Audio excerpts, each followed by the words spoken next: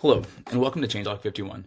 For this update, we've made exciting improvements focused on faster workflows, clear labels, and operational enhancements. Let's jump into it. Bill of materials and reorder points. Previously, on override bill of material demand with reorder point demand, even when the bill of material quantities were higher than your maximum reorder point.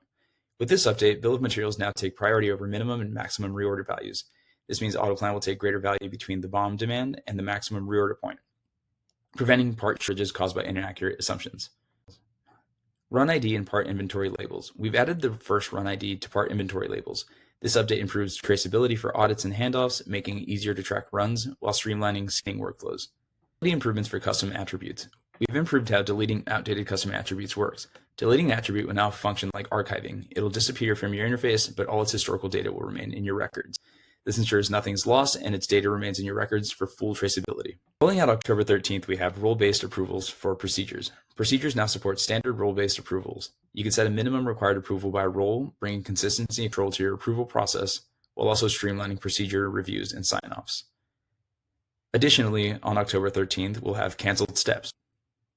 Ion will now automatically remove canceled steps from the dependency graph.